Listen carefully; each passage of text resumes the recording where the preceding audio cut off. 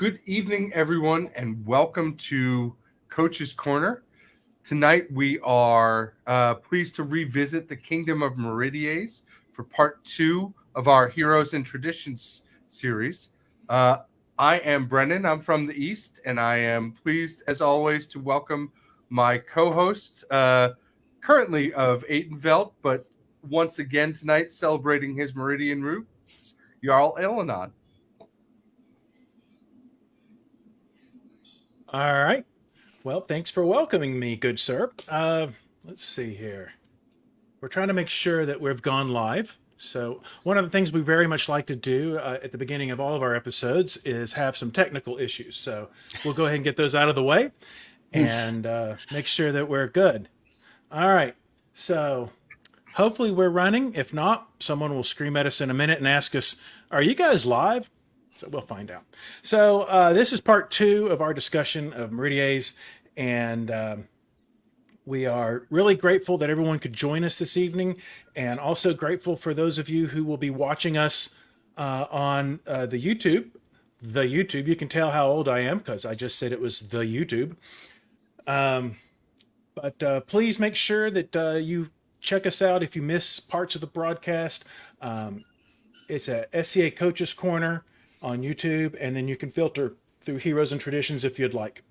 So we are excited again, as I said earlier, to do part 2 of our review of the Kingdom of Meridies.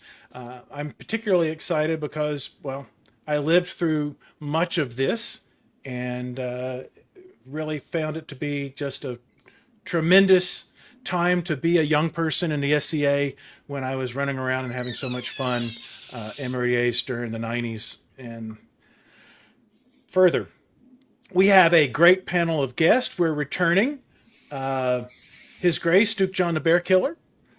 We just can't get enough of him, so it's great to have John. John, welcome to the broadcast. Thank you. Glad to be here.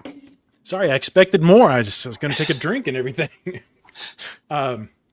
John's lengthy introduction and all his accolades were done last month, and I don't feel like repeating them, but he's pretty much done everything at one point or another, and an all-around mediocre guy. So we're really welcome to have him. Feels great. We also are bringing back Sir Robert Glendon of Auk. Robert is a Count of Meridies and an all-around guy. And it's great to have him and great to bring him back. He's in his spacious studio apartment, apparently. And all its green screen weirdness. Well, I mean, I'm in the man house, which most of y'all have seen. So the backdrop is a little chaotic and messy. So I decided to go a little classier and let people think I was normal. Instead of the 500 to 600 boxes of models you haven't started?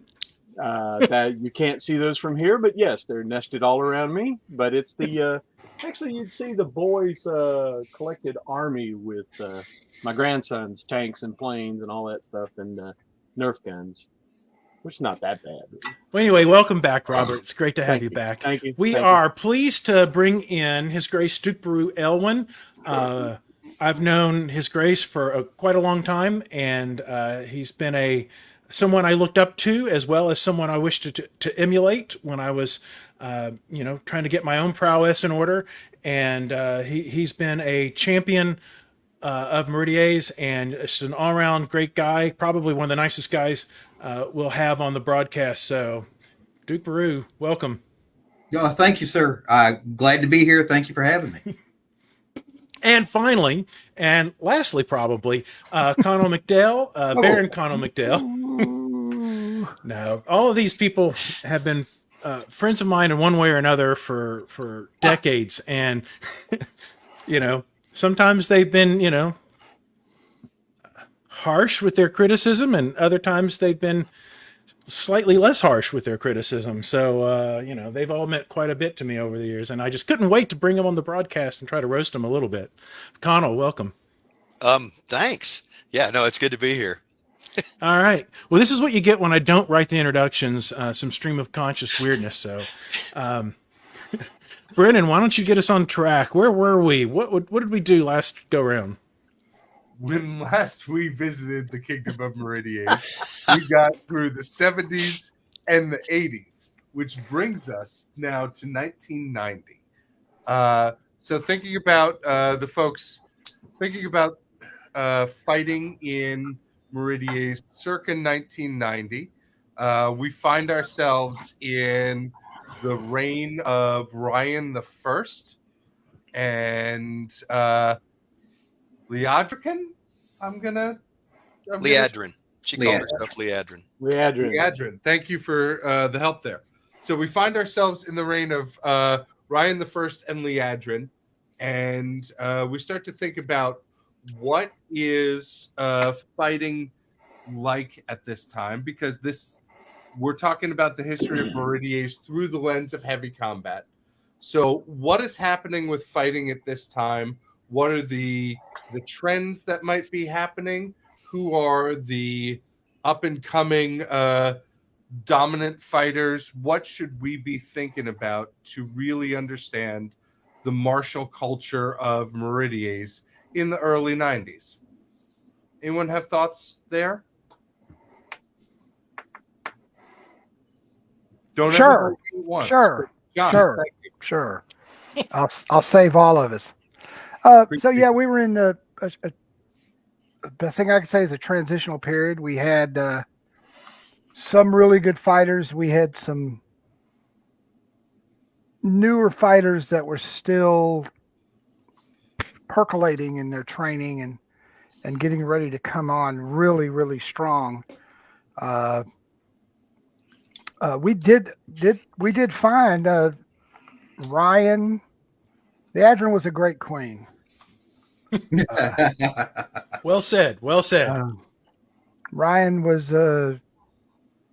he was okay. He started the decade, and I believe at some point soon he went to second crown list. But we had a lot of other people working and getting better. That was the move from the 80s and the 90s was really, I think, fighting wise, was we had been going one way. We had worried a lot about melees and stuff. The 90s began I think they pushed to really improve tournament fighting, and we kind of spread out from a couple of isolated systems into a lot more than what we had before. So what does that change look like, going from isolated systems? So you have a couple of folks who are really driving the tournament culture, or the tournament lineage, I'll say, in the 80s. What happens in the 90s that turns it from that isolated or centralized is the word I want, from that centralized systems to spreading out to lots of folks? Well, I think Alabama came on very, very strong during that time in the 90s. Before that, we had most of the tournaments and things. The large number of tournament fighters existed. Maybe southwest of Meridies, you had the northwest, which was Graynish. You had Atlanta in that region, and some parts of Tennessee, but it was,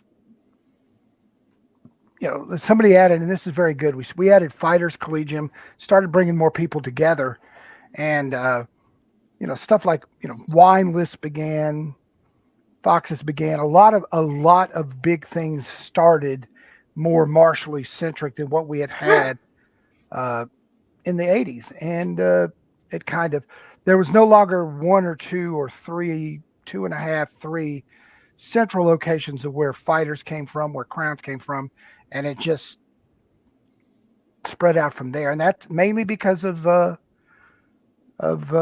training and the interest of a lot of other fighters be outside of the areas that had been the centers. So not that it's sorry, let me jump in real quick. Not that it's the tell all for everything, but I will bring up the graphic of the crowns during the first 5 years of the 90s as a jumping off place to talk about individual prowess. But as we've talked about before on this show, oftentimes some of the best fighters are not fighting in crowns, so it's not entirely indicative of where it anywhere is. But in our first 5 years, and I went ahead and threw in in 1990. Michael and Judith, because I don't think I had them on our graphic for the end of the 80s in the last broadcast. But then we went into Stefan's second reign, Hadi and Emerald, Ryan and Gillian, and then John, our own John the Bear Killer, and Jane, Brian and Aaron, Baru and Caroline's first reign, Gareth and Juliana's first reign, Baru and Caroline's second reign, and Richard de Chanon, and then Katrina of Iron Mountain, and then Stefan and Jacqueline's third reign. So that's a pretty strong 5 years for Stefan Jacqueline. But we'll bring that up just to kind of talk about the first 5 years of some of the fighting there. What I was going to add to what John was just saying about strong areas starting to pop up is something that was mentioned in part one, is that the few fighters that really traveled, their skill set really benefited from exposure to different fighters and I think their success and their training spread that knowledge. So more and more people seem to be traveling outside their local area for, events and training and fighting. And so the whole fighting culture seemed to be traveling more than it had been previously. And is that travel intra-kingdom or outside of the kingdom and bringing back other traditions to y'all? Mostly intra with some border overlap. So sure. Some stuff and some pilgrimages to Penzik. What's that? And some pilgrimages to Penzik and back. That yes. You could kind of every time everyone came back from Penzik, it was really obvious that they had learned something. And because I remember I did not go to Penzik my first few years in the SCA, and was always super jealous of the people who were coming back having learned something. Well, we also had and have the event Fool's War in the Macon, Georgia area. And I know that a few times after a Fool's War, you'd have some sort of Trimerian influence pop up. Because I remember Baru watching Baldar and Aaron Breck Gordon use these little butter knife sized swords and taking them out to a practice in South Downs when we were at.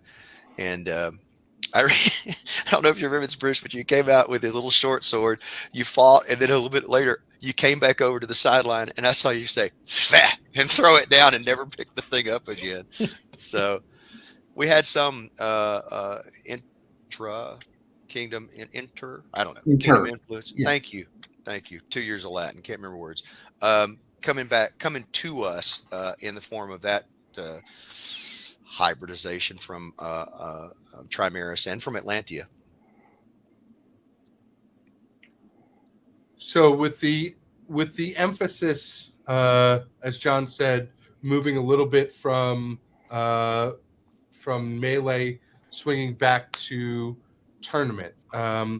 What does training at this time look like? Because we're talking about decentralizing it. Is there are your practices going towards what I will call more Eastern traditions, Eastern as in Eastern Asian martial arts, where you are doing a training and then sparring at the very end, or are these still really show up and bang practices? The latter. Oh, very much show up and bang, yes. Yep. We knew about Pell work, and we would try that, but we didn't really know what we were doing. We didn't have videos to look at. I know where I started in Thor's Mountain. It was fairly melee centric, but it was just one of those very random things, though. We would all do just regular old fighting, kind of everyone working on stuff. And then at some point, someone started screaming melee, and, we would melee, even if there was 6 of us. We had wind up doing 3-on-3s out there for the last 30, 40 minutes of practice. And that was always a lot of fun. I think those of us in the more northern half of the kingdom really looked forward to the annual event Border Raids, which was a skirmish between Meridies and the Mid-Realm. And it normally was in northern middle Tennessee or Kentucky, along the border somewhere. And the southern part of the Mid-Realm very much used it as a Penzic training exercise. So they showed up a lot, at some point, so I remember years when they weren't, but they, at one point they really decided it was going to be their big training event for Penzic. And to us, it was just, for those of us in the northern part of Meridies, it was our only war where we were all on the same side. We had lots of things that we did melee in the kingdom, but it was always us against us, barony against barony, or some, east versus west, however you wanted to pick the sides. But it was always fun when all of us could fight together. We'd get together with the folks from Grey Nish, and that just was amazing because, normally if you ever got to melee around them, you were meleeing against them. So to getting a chance to fight with John and his guys, or Kane and his household, or whatever, for once a year at Border Raids was a big deal to us where we were from. There was a cultural difference then between the northern area of Meridies and the middle and southern area of Meridies in the outlook and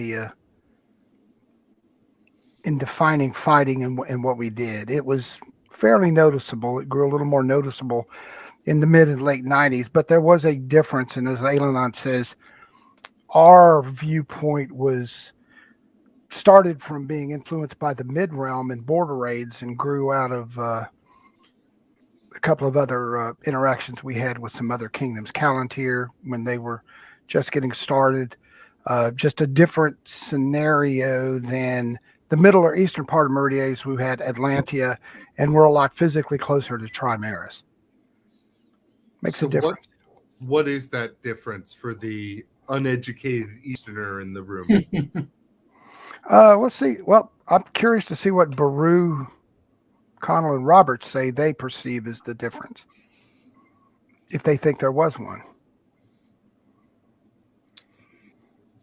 Well, so having dropped that on the floor, the first 2.5 years, 90, 91, part of 92, I was not in Kingdom. I was in the Outlands. I did have interaction with Meridians who traveled out to the west, buddies and everybody, and I was really happy to see him. Ryan being one of them, by the way, and he was kind of different in that he was successful as a Florentine fighter, which is not a big form in Meridies. Never has been, isn't today, really. And then when I got back into Kingdom in 92, it was amazing to me. Training was very haphazard, but we did have it, which was different than when I got in, and I'm sure when John got in, and probably when all of us got in, because we're old enough now. But it was like, here's all your stuff. Don't do this. Do that. Now, ready, on guard, bam, bam, bam, bam. I limp home. We started to institute regular training. We started to come up with ideas, and we still have the struggle to this day about fighter collegium. Okay, we're having fighters collegium. Okay, it's a college where you go to learn how to fight. Well, is this year going to be all melee, or is it going to be all tournament, or is it going to be half and half? And we bounce back and forth, and we try now very hard, I think, after some years of struggle through the 90s, early 2000s, of trying to find our way into a training system. And I was very much involved in a lot of that because I wound up being Kingdom Earl Marshal later in the 90s, and then wound up being Society Earl Marshal at some point, which, by the way, worst decision of my life. But the training involved a lot of travel, and many of us, it wasn't just me. Connell was big on going places. So was Baru, his Grace Bryce, Gareth. would go anywhere to fight anybody, and Gareth, by the way, he's always a little smarter than the average bear-sized human, and he would travel around. He would not only go to regular tournaments, because you talk about dominant fighters. There's one. Duke Gareth would travel around to different tournaments and just beat people senseless, so that they knew next time they saw him what was going to happen, and he didn't have to work so hard because he's pretty lazy. And he would go to train, particularly when we were talking about tourney training. He didn't like melees. Not to say he couldn't fight in them, not to say he wasn't a good melee fighter. He just didn't like them. He really liked tournament fighting. He would go anywhere, and he was a very good trainer. He was very attentive. I'm gonna put this out here too. So, Bear's here. I hate to say anything good about Bear in public, but here it comes.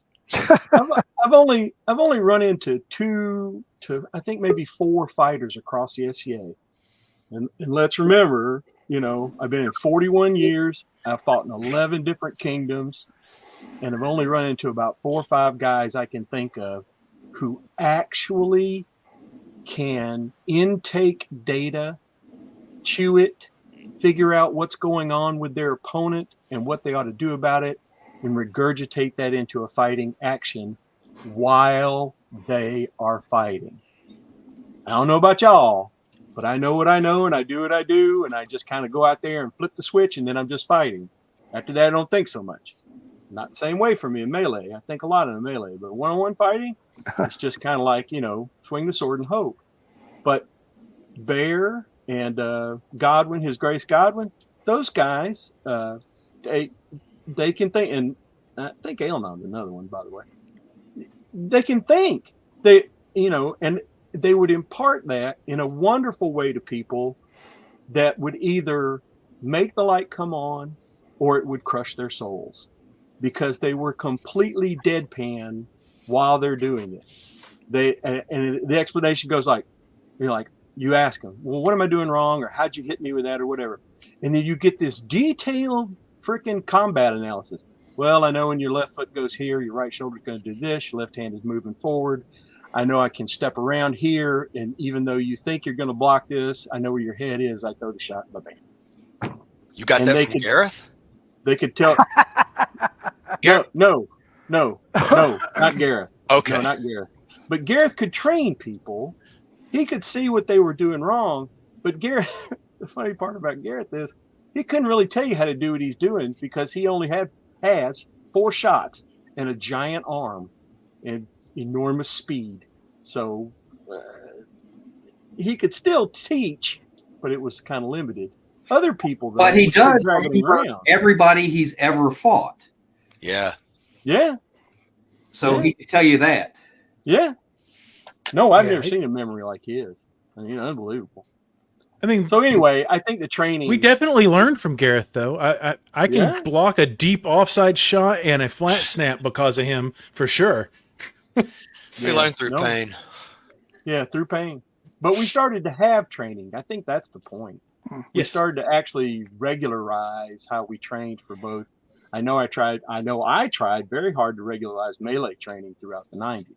I don't think I was successful. But yeah, melee training is what I really remember more of us doing as far as any kind of training goes. I don't recall much of any training individually. And there were, and I'm going to disagree with John just a little bit, and not just about society rules and how they're written, but which I still do. But the melee thing, I think that's from your perspective over in the West in Greenish. I think those of us in Alabama and Central Tennessee I think we really loved the melee event, because there were some of the high, the big, like you mentioned, Wine List, big important melee tournament. Tourney of the Foxes, the biggest important melee tournament. A lot of us, we'd go put together the best team we could of who was available that hadn't been snatched up already, and try those events. What was the one down in Thorngill? July Feast. July Feast was a big deal. I think that was kind of what I was striving for back then. I mean, Brew was on. I think what you're seeing, John, was your view from the top a little bit, in that you were seeing fighters percolate up out of Georgia, but up out of Alabama. And by the way, Bruce and I were over at school at Georgia Tech, so he kind of comes through Georgia also. Down from Kentucky, Gareth, who also lived in Alabama. We all were kind of a crowd together. I think you're seeing some of the cream of the crop percolate up out of there. The rest of us were sort of, in their train, or had to go to events with them every weekend and wind up second in tournaments. May I respond? Yes, I love you. So my comment about melees is demonstrated even through the day, the Meridian amoeba. I'm not talking about small unit tactics. Who came up with that? Who came up with that phrase, by the way? Who came up with that term? Who taught that term? Not. Come on. It was Say it. Me. a real sociopath, Yeah. Robert Off. So Me. small unit tactics, yes, Meridies did really good. Small units, tournaments, 4 or 5 person. But what I'm referring to is you go to actual large wars, and most of the kingdom was not interested, other than a couple of knights who occasionally took over the army and taught us how to try to march in step. I agree with that. And That's true.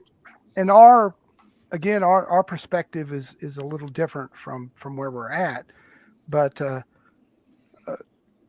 that's all. I think we're talking about 2 different things, Connell, when we're talking about melees. Fair. One of my observations about melee fighting in Meridies is,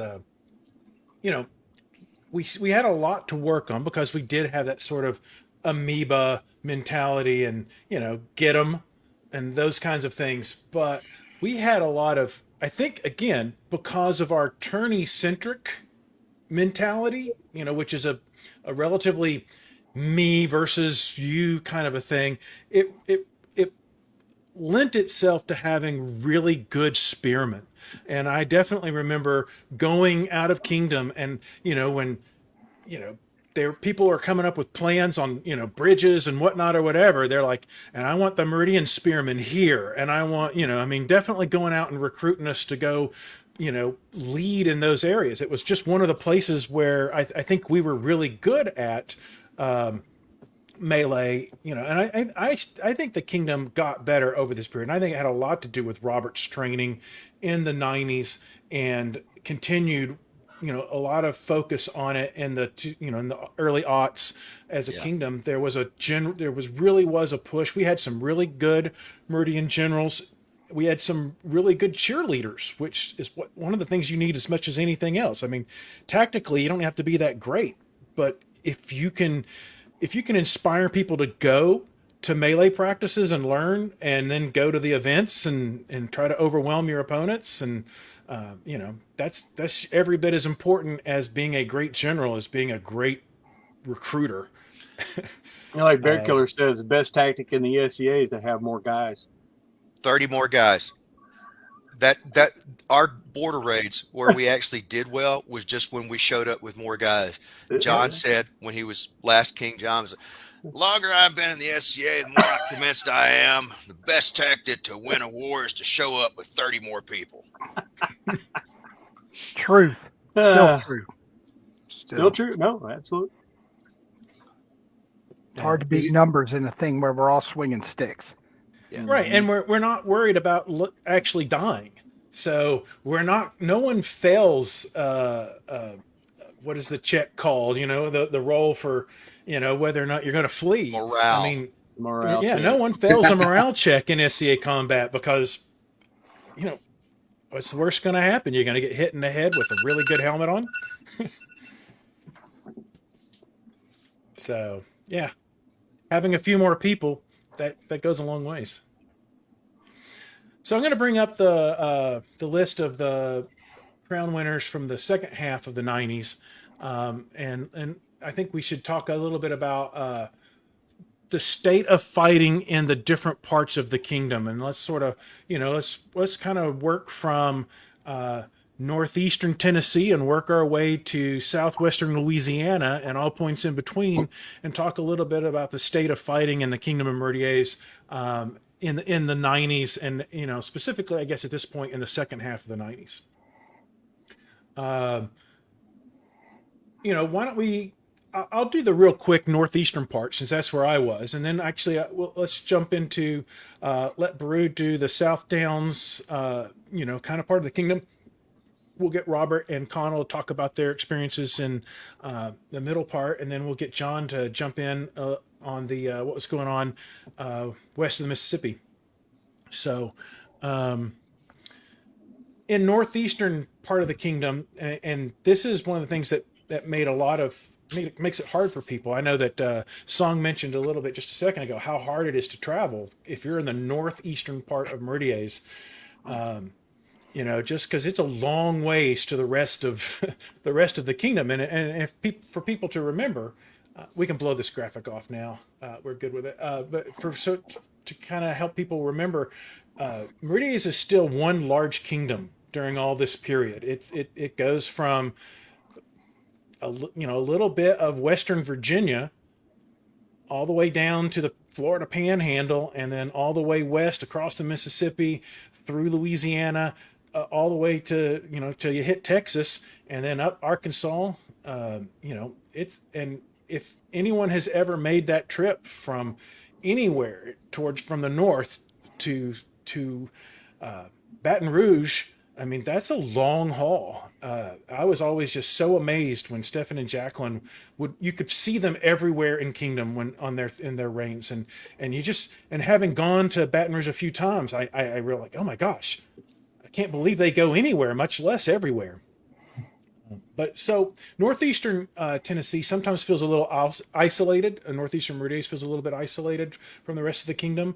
It's good that people were traveling and starting to spread the influence quite a bit there. But you had Harold Bodvarsson up in Johnson City, which is Nanny DeWeerden, and amazing guy. He was definitely one of my litmus tests for a long time. I was like, I wanted to beat Harold. That was sort of, that was a major milestone for me when I was able to beat him in tourney there, because he just, for my first several years, he just stomped everyone around that area. Him and Thorkill both were just, kind of owned that area in the barony of Thor's Mountain, which is Knoxville, Tennessee. There was a lot of fighting and a lot of fun. It was a great time. I don't necessarily, even though we would try to set up learning, I don't think that the learning was particularly successful, because I'm not really sure that people understood, this coming from the 80s and, eventually into the, 90s, it took a while to understand how to really break down what fighting is. I mean, we did a lot of move forward and backward like this, and not a lot of lateral movements on the 90-degree angles. That stuff was all super foreign to us for a long time. But it was still very enthusiastic. But we had Sir Siegfried and Sir Gwydion, Sir Devon, were the, and Sir Goldman, major fighters from that area. And then, moves into the sort of the rest of the kingdom. So if you want to jump in, Baru, on sort of what's going on in Georgia. Well, Alabama. As Connell mentioned before, he and I were there most of the year at Georgia Tech, and there was a good pool of mid-range to above mid-range level fighters, and we had a number of excellent trainers. John Madkelt, Orlando, or Richard Rafin, Count Chiari was there, and there were a number of others, and they were very free with their time training people to be better and encouraging prowess rather than just pick somebody and go on the field and fight. There was a lot of learning going on. And let me jump in on something you said, Brew. They never withheld. I mean, they didn't tell you everything they had, but they didn't withhold knowledge to you just because you weren't in their household or something. That would be a foreign concept in that area. Really, in a lot of meridians, that would be a foreign concept. Completely agree. So I think that the knowledge and the skill level, plus Atlanta being such a large city, had more than average amount of fighters in it, that that area may have brought individual fighting skill up a little quicker than you get in some parts of the kingdom. Did that answer your question? I think so, yes. Okay. Well, let's move west. So I'll take some west. Although, like Bruce said, I was on a 4-year degree plan at Georgia Tech, which lasted from 1985 to 90. So, but I co-opted. So I lived in Decatur, Alabama, and I would also spend half the year in Atlanta, Georgia. I think what you're seeing at that time is a lot of the training. If there's any, and there was pollinization of prowess coming out of South Downs because of that in our area, our little tiny area. We're kind of like a little bitter backwoods in some ways. We're like, man, those South Downs people, they never go anywhere. We never talked about the Grand East people not going anywhere. We kind of like them better, but then I lived in South Downs, and I was like, why would they? You can do something on every day of the week and not have to go more than something SCA and not have to go more than 45 minutes. So it is beholden upon people who want to learn to go where the prowess hangs out. It is beholden on those people to go and spread their knowledge, the prowess types. But really, if you want to learn, go to where the people are. But we were kind of teamed in a line with Nashville, the Decatur, Huntsville area, and Montgomery, which is the Shire of Thornhill. And then really all the way down to the coast with Mobile. And during the 90s, your big fighters here were probably, it's going to be Gareth, who was from Kentucky, but really lived several places. And at one point, North Alabama. Down on the coast, Kyle of Kincora was coming up. He was pretty good. Pretty darn good. Sir Carbray, I forget when he was knighted, but he was down in Thornhill. James Gillum McGrew. And when I'm mentioning these names, a lot of that training that those guys benefited from comes out of Georgia, comes out of Memphis. So we're just sort of meeting in the middle here in the Badlands. So is there anything? Oh my God. My wife just yelled from another room, Robert Hightower. I am so sorry. John, this is one of your squires, right? Robert Hightower. Oh my God. He was like a god to us as little larvae. No, seriously. I love Hightower. I'm not laughing because it's just cute to hear coming from you. That's awesome. He was the total package, and he was down in Birmingham, and he tried to take care of us. Sir Saxus also always took care of us and tried to train us. But, first time we ever see Robert Hightower, he's got splinted in legs and armor. We seemed to wear a lot more leg armor back in those days and a lot of Visby armor because we really thought, I guess, we were going to be killed by a blade. Zoom bang wasn't legal back then. Oh, it's not now. But Robert Hightower was a huge influence. The only thing with Robert was he was left-handed, and that didn't really transfer to a lot of us who weren't mutants. So, I'm sorry. Well said. No, agree 100%. I'm gonna stand by that. All right, that's all I got to say. So I definitely want to hear, John, about what's going on in Gray Nish, but I also want to know what's going on in Little Rock and in the two major Louisiana cities. I will say, when Connell first started to talk this Mississippi, last time, I always forget about Mississippi. He can't forget about Mississippi. He started off what he's saying by west. Alabama was at West Meridies. Mississippi, Louisiana, parts of Tennessee, Arkansas. Oddly enough, the fleeing children were the west part of Meridies. And we had, in the 90s, we had Angus, Brian McBrand, Steppenwolf had his people, and it generated a lot of quality. I think the main difference is, and still think that we're a little more Wild West than than the middle of the kingdom at that time. We were just had a lot of Ansteor influence, which you can take or leave as you see fit. Uh, but there was just a slight difference. But they had Arkansas, coming up, Baru, Colin, another squire of mine, was in Little Rock for a while in the middle late '90s. Taught a lot of people. Padru out of Memphis uh, as a Meridian crown in the '90s. Uh, Yeah. in where we were, the biggest influence in a lot of areas at this time who took up, we kind of split duties, was again Lee Freebrand and his work with glaive, pole, great weapon. Uh, it made a huge difference in how our particular area of the kingdom looked at things. And we kind of started, Kane was coming on with Shadow Legion at that time, huge mercenary groups. We were just a little different.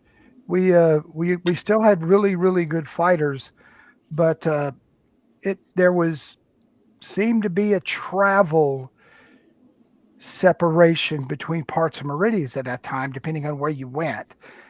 Though Memphis Greenish did continue to hit a lot of the main areas of Meridies, the other western areas were starting to kind of move in a different direction. But during that time, we still had some really good fighters.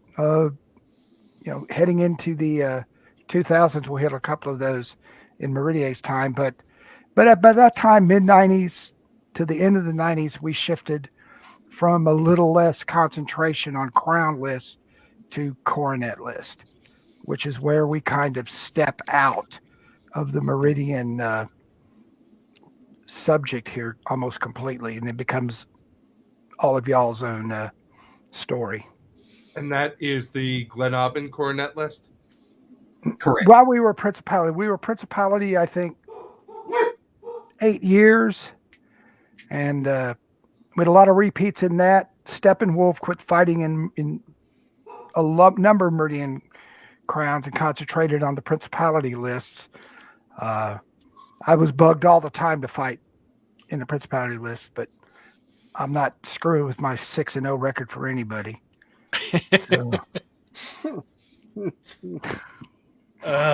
John, you're right. I was failing to think past current Meridian boundaries there. Yes. You're right. I'm It's sorry. understandable. And- No.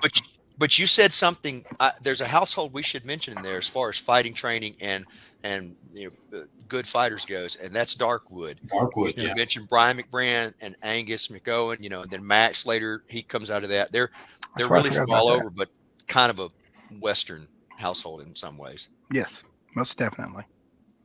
So Diamond Wars, is it Diamond Wars or Diamond Raids? Diamond Wars. Or Diamond Wars. Diamond Wars was actually a really great eye opener for me because it allowed us to.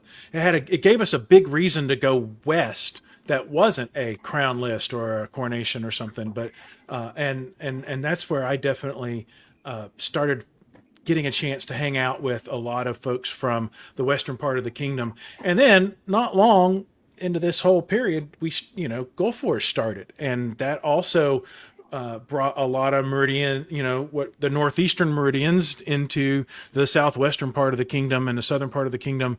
I actually think it was good for a while. I just think the move and the desire to split from the western side of the kingdom had already really started. I'd like to think in a different universe, if Gulf War's been around for much longer, we might not have needed to do a kingdom split because it would have forced the intermingling between east and west side quite a bit more. And but that's sort of a revisionist history, probably. That's an interesting concept, though. Because I do think that's a legitimately good complaint from folks on the western side of the kingdom.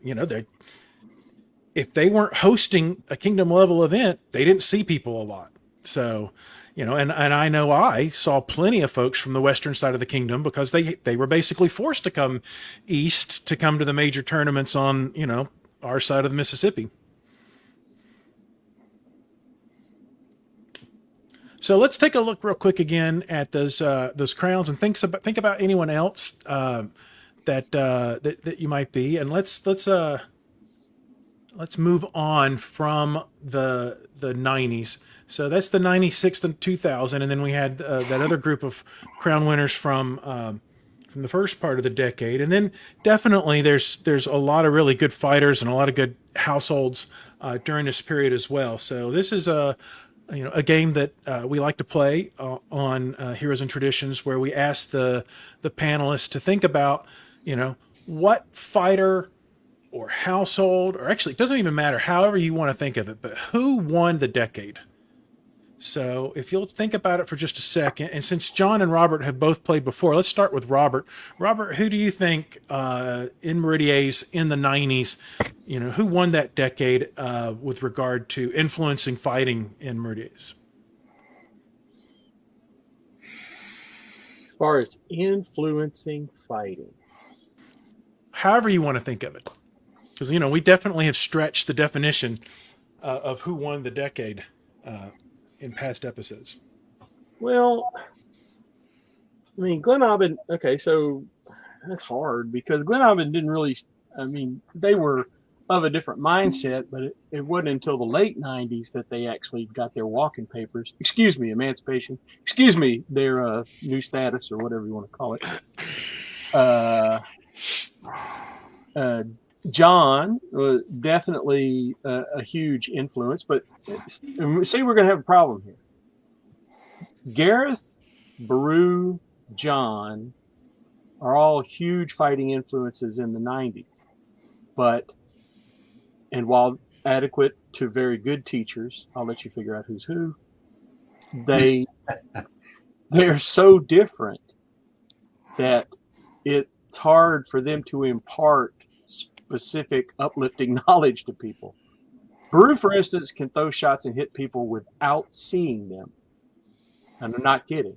I've watched. He's hit me just now. See, nobody saw him do it, but he actually could do it with his head, his eyes covered over, and he blasts people. So that's John's just funky. His mechanics were always funky. His speed was unreal. Blah blah blah. Gareth relied on superb accuracy, long range, and speed. So he was easy to figure out, very difficult to defeat. Max, I know, a lot of people, Max not their favorite person, but Duke Max, just a phenomenal in technique, phenomenal in power. He was the only problem with him was that he wanted to whine and complain and talk about every shot. So he probably didn't have that much influence. And then I think quietly, the guy under the radar, one of the names on the list, I think is now Duke Bryce, who is, if you watch him fight, you understand, as with so many I've mentioned, that he's in the top 1%. And he just kind of quietly, taught, big jolly giant, right? Nobody doesn't like Bryce. So that was the other thing. And he's a good teacher. He'll always tell you anything you want to know. And I think some of his skill was translatable because he did not have funky mechanics, and he didn't have blind shooting, and he didn't have Gareth's arm, and all this other stuff. He was just clearly superior. So I don't know. I'm not going to pick me. Not me, not ever me. But and Elnon, you got to fit in there too. I'm going to say Bryce. I'm just going to plot for Bryce because I think he had a very quiet but far-ranging influence. There you go. All right. Let's John, you played before, so let's get your intake. So we're not there.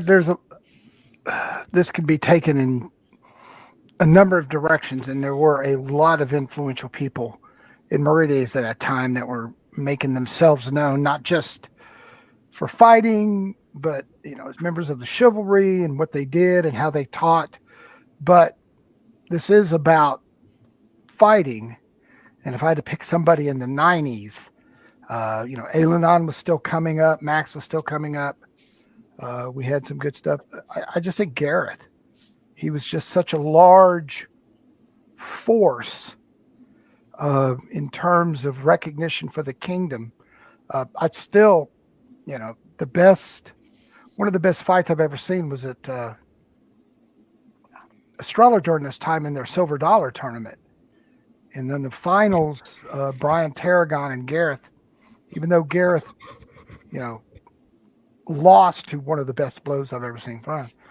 Gareth was just tore everybody up. There were in 98 most guys situations. In most situations, though Brian Tarragon did kill him with the sweetest blow I've ever seen, and took everybody by surprise because everyone thought Gareth would, rising snap him into oblivion. No one can. It's like a boom. Just beautiful. But I would have to say Gareth. I think overall, and there's, if you're just talking fighting, Gareth. Connell, Are we just talking fighting? we don't have to. Then taking everything to account, I say Stephen Wolf, because not only did he impart his technique and his ability and pick good guys who would later be elevated to knighthood and to dukedom, etc., among his squires and such, but he also he got a principality out of it, and then later a kingdom. He was the driving force behind that. He was a terrifying man. We didn't really know him well. He'd just come in and be dressed all in black and a shiny silver bullet head and just kind of grin at you the whole time and kill you. He was like the evil anti-Rick Rafin, but except, not at all evil. Called him the surgeon. Yeah. Oh, yeah. Long sword, long range. Really a good guy. He wasn't us. He was from the far west. He was his own person. He certainly was. That's true. Cast a big shadow. All right. Yeah. Well, I'm going to play, because I'm from around these parts. And I love all those answers. I think they were fantastic. For me personally, John was always, he may have a red and black tabard somewhere now, but I just always see him in black and white, and he feels the most Meridian. When I think of Meridies, if there's a Captain Meridies in my mind, it's always someone like John.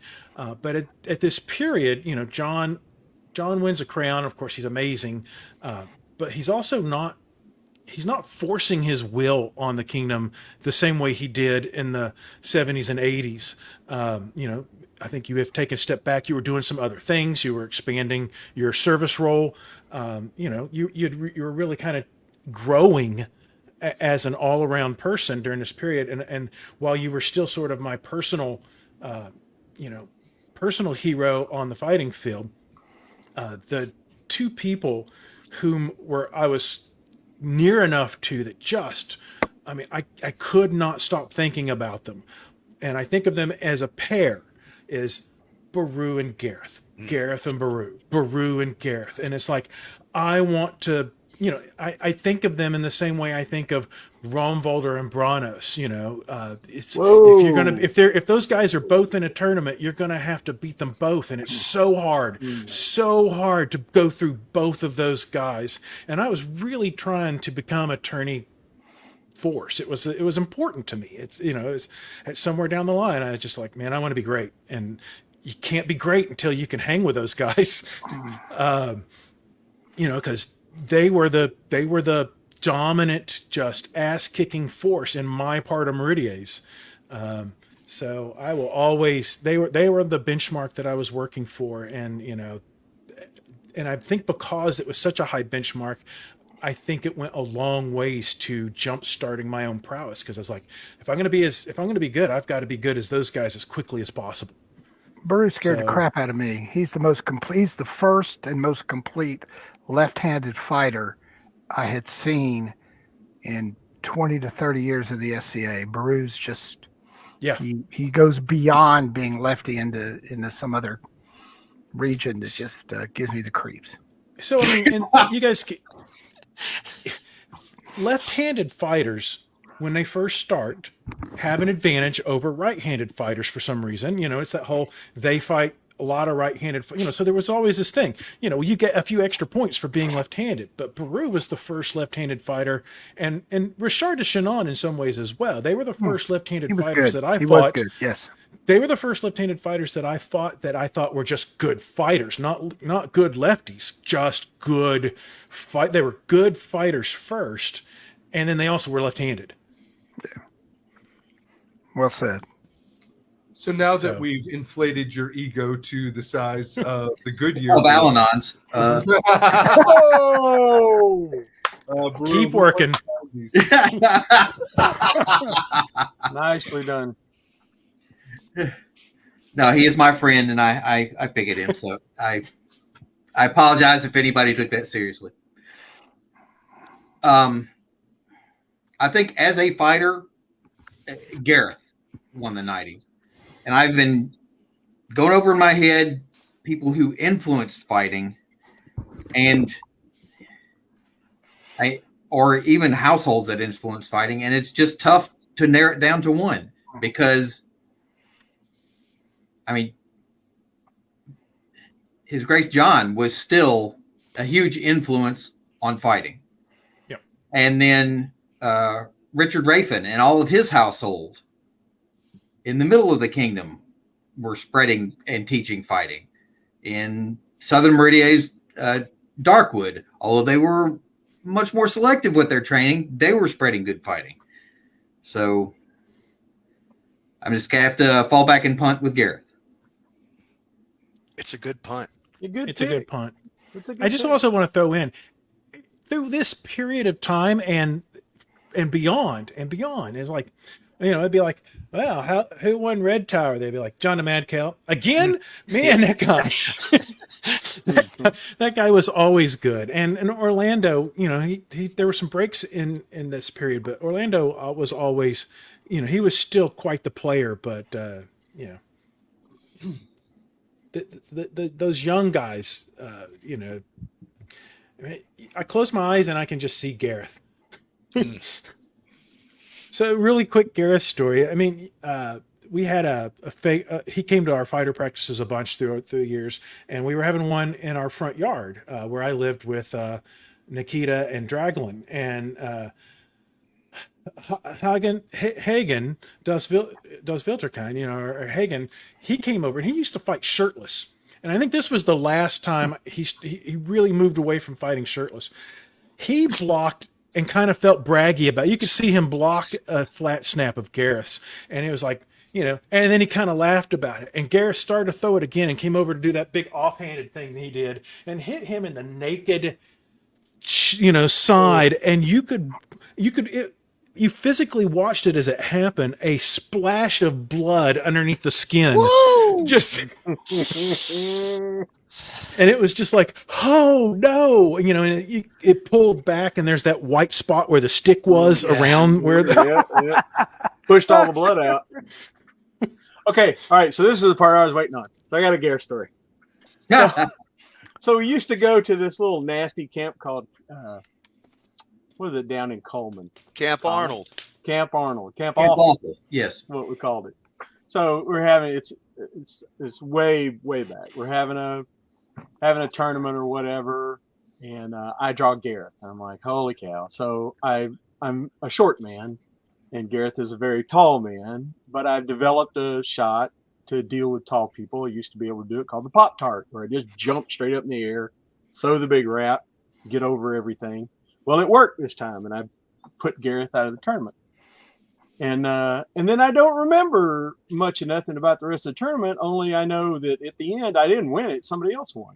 And so right after that, we were doing pickups, and Gareth came over, was doing pickups, and I'm just starting to get pounded in the head. And I'm like, I must be holding my shield wrong or something. So on the fourth occasion it was coming in, I didn't do anything but move forward and watch.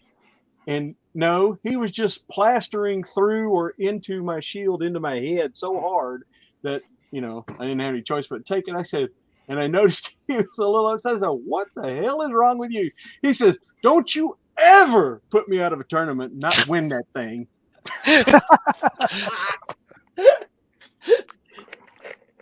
I've never forgotten that. Is it Gareth story time? I'm good. I can do this.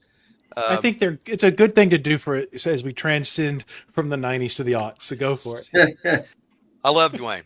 Gareth. I love Gareth. He's a friend of mine, and he lived here, and so he was getting ready for a crown list. We both were getting ready for a crown list. He was more ready. But every practice was just turning into, just fighting this Titan all the time. And I'm a short guy too, and jumping is not unheard of in a fight with Gareth.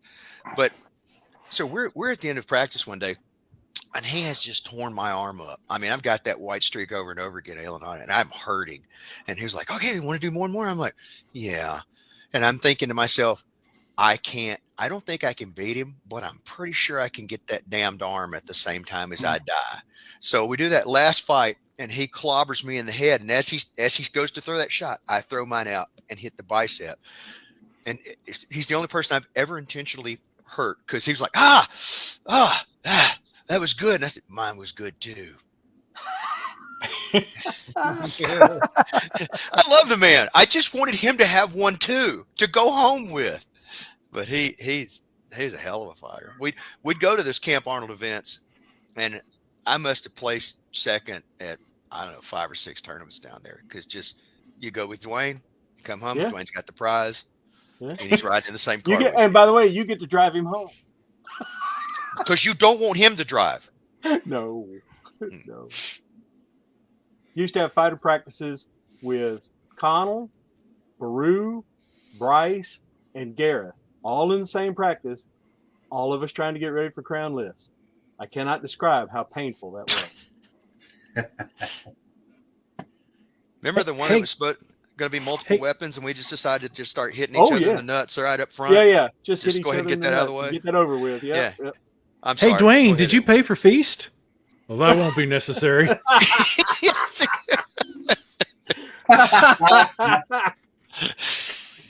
Why is that? Because they invite the winner of the tournament to eat Feast. First event he ever went to, wound up sitting at the high table. That was my first event. That's why he's.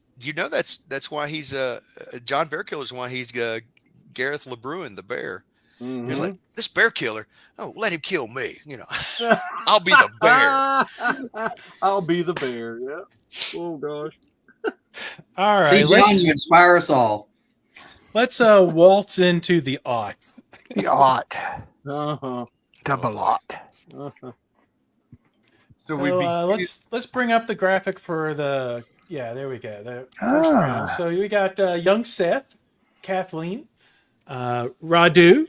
It says Tar, but Tar Radu and Brynfin, Arton and Hannah, Gareth V and Anise, Max and Lethrin, Gareth and Anise, Fenris and Lalian, me and Ashild. Lost my mind there. Max and Lethrin, and then Bruce, Third Brain, and Deirdre. So Deidre. That's a tough decade right there. Mm-hmm. That's a tough decade. That's only 5 years. Oh, That's true. a tough fucking decade. I'm sorry. That's a tough decade. No, you said it right. You said it right. So what's going on in Meridies at this point in time in history? Fighting wise. Is this after Glenavon goes kingdom? They are a principality at this point. Okay. I think they So I remember my first Principality reign, at the end of 98. my first reign in 97, we signed the paperwork to start the principality. They got their cornet list set up. Robert, was their first cornet list during your reign? I believe so. I remember going over there for that, I believe. So yeah, they've started their principality run in the late 90s, and will stay a principality until what year, John? 2006. When was Katrina? That's right. So I was also one of the last crowns before they stepped away. So Traumatic experience. I always kept asking folks over there what we did wrong that they wanted to leave. It's funny, John, because I remember thinking all during that period that it was going to be just fine, that it wasn't going, that it was the right thing to do. It was going to be great. And, going to that first coronation and watching all my people swear fealty to some other kingdom, that was hard watching. I'm sure it was awfully hard to do. It was tough.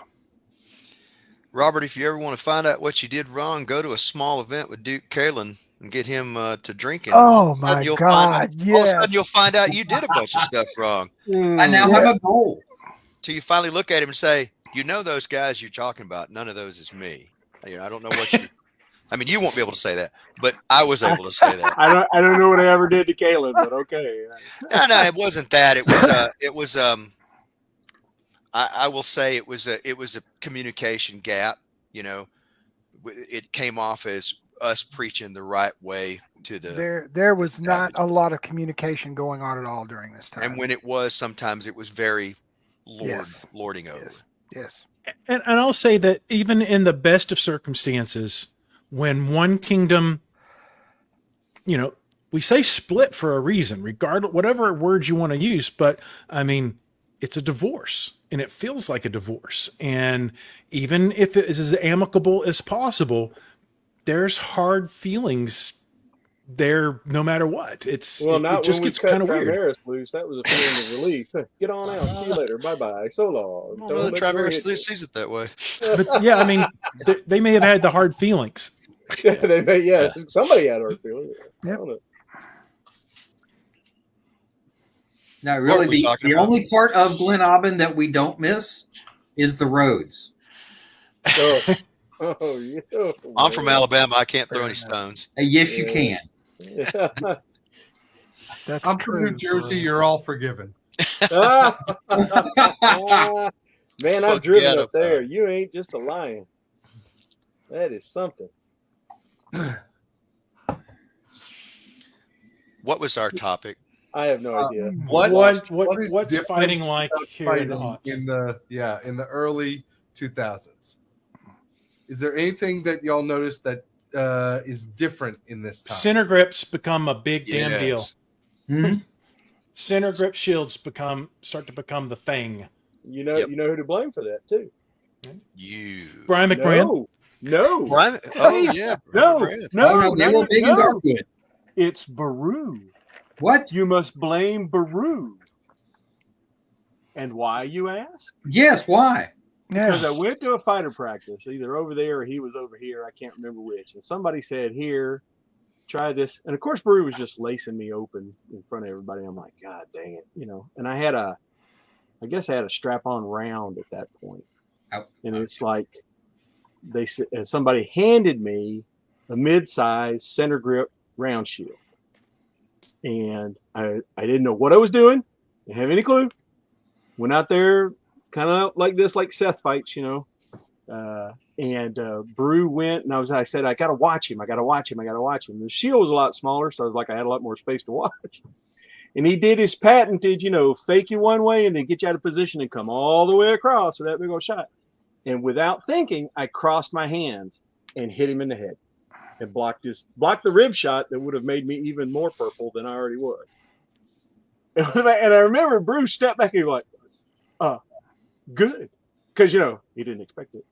And then I said, I believe you're right. Because I didn't expect it either. And that's what started the transition around shields to center grips and Meridies, right then and there. Sure. It is. Yeah, that's a funny thing to kind of play off of what you said, Robert, and then John's very skeptical. Sure. Somebody mentioned Brian McBrand, and that's a good point because that whole household had center grips, and center grips were in other pockets, but they didn't seem to go, just become predominant until a few others picked them up, and Robert being one of them, I think.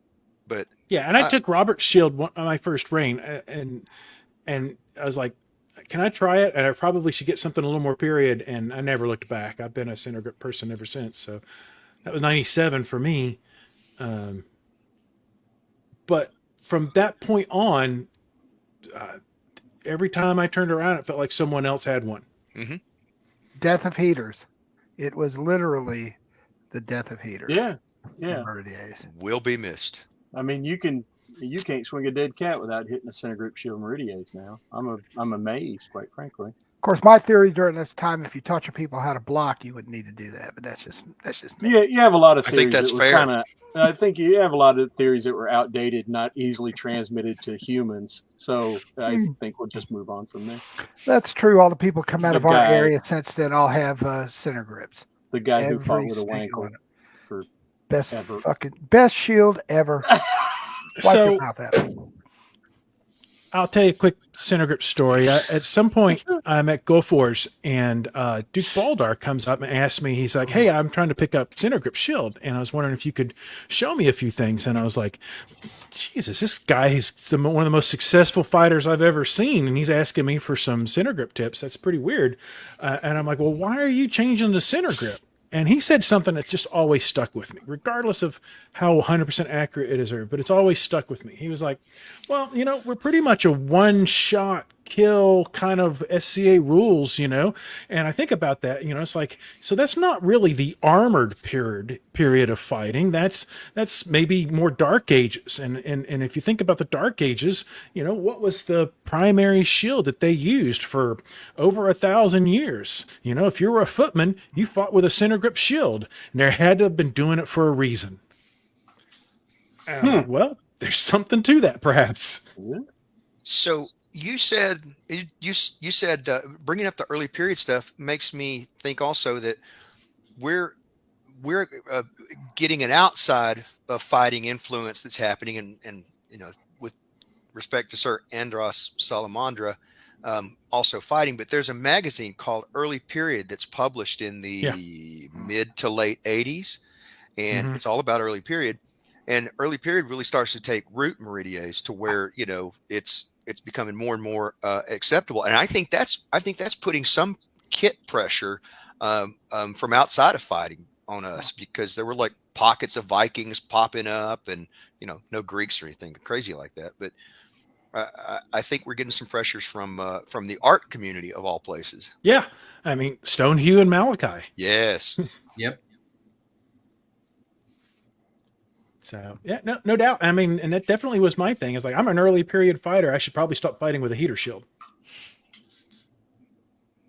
just for looks. Okay, so let's talk. What other trends are we seeing? And again, we've moved from the 90s into the aughts at this period. At the very beginning of this period, so Seth has won his first reign, and he's an unbelted squire, and it actually starts a trend of unbelted, and what we mean by that is not knights or members of the chivalry who win crown in Meridies. So definitely it had happened some, because Cain and Ryan won crowns without belts. But And then we Chiari. And Chiari. but then we go with them, like in this run there's Seth and Radu and Artan was also- Arton, Yep. all for sure. And I just remember, I was like, man, and they were like almost one right after the other. They are right after another. Yes. So, and I know in some of the cases were smaller crowns. I think, and Fenris as well. So Fenris's crown wasn't particularly large. So, and a smaller crown definitely allows for, people to sort of stretch themselves and have an opportunity they might not have in a larger one. But, in Seth's, I very just remember, it's one of those things. And I talk about it. I use as an example sometimes when we talk about the psychology of Crown List. He got into that finals, and he wasn't even hardly aware that he was in the finals. And then he drew Sir Eleazar, whom is just his friend that he fights in the backyard all the time. And if you look on the other side of the field, Eleazar was thinking about what he was going to wear, for feast, and how, how the crown would go with his clothes. And he had a new lady. This was a big deal. This was going to be a thing. And he just kept getting tighter and tighter and tighter. And Seth had no clue what he was walking into and just, dominated those fights. And they were, it was all over. And I remember kind of looking at Robert and then turn around looking at John going, huh, this just happened, didn't it? I mean, and Seth turned out to be a really good fighter. He was a good fighter at that point, but he turned out to be a very good fighter over time. He's one of those fighters that I remember I've heard other people say, well, they're boring to look at. I don't like watching fights on video. It's like, well, sometimes being really good and really solid is boring.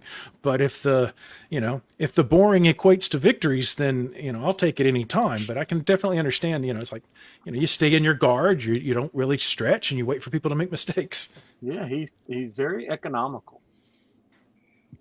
And I don't think, I don't think people realize how big he is until you get right up next to him. And I guess he's just, you guys are all kind of little compared to me. So. Yeah, well, sorry about that. Truth. Ulrich suggests that, reminds us that during this period, a lot of those tournaments were multiple weapon style tournaments. And I think that might be true. I know that definitely Seth's was, because that was my list. So that might have had something to do with it as well. Yeah, I believe Fenris's was too. I'm sorry, go ahead. No, I'm sorry. I talked over you. I said I believe Fenris's was too. What do you mean by these are multiple weapon style crown lists? Is that just the finals, or is there a component of weapons depth prior to that? Prior, usually.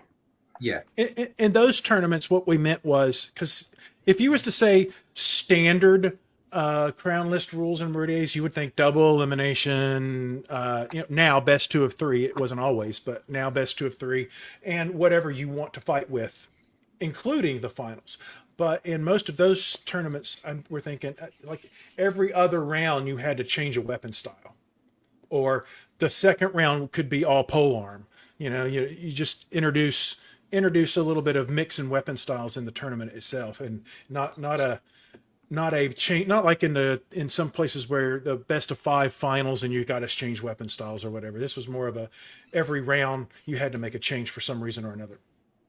And there was strategy involved with that too, because you couldn't repeat within a certain number of rounds, like you said, they went on. Yeah. And you would. I knew in some of those tournaments people would save their best style, depending on the rotation, to where they thought they would need it in the list tree, because all our lists drawn out, you pretty much saw where everybody was going. That's it.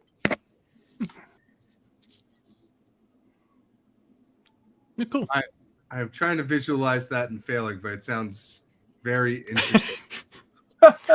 So Brendan, you had three different available styles, right? Sure. You had to fight 3 styles in your first 3 fights against 3 different opponents. And does your opponent need to match that? No, sometimes they do not. Got it. So sometimes you might have a great sword and they might have Florentine. Okay. Which does add a little chaos to a crown. Spice. Very good. Now, if they also had this, they could match if it was available to them, but if it wasn't, then they had to take what they had left. Okay. So in my first list, backing up a decade, I in my mind, I had this crazy notion that I really thought it was important that Meridies had a melee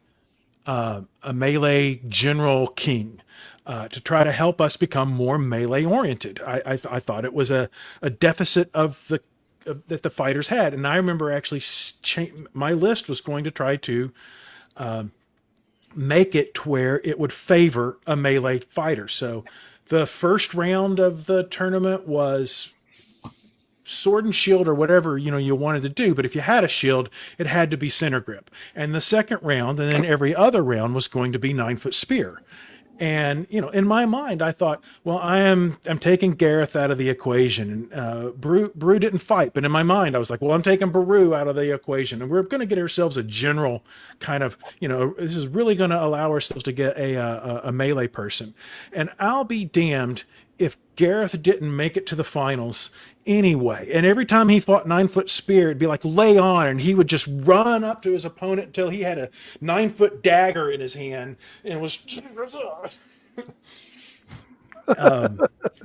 Robert. That was Robert's reign, Robert Nelfkafu's reign, and and I wasn't trying to make Robert win, but I wanted a fighter like Robert who could lead us into a new era of melee fighting, and I was like, oh man, Gareth's still going to win this damn list.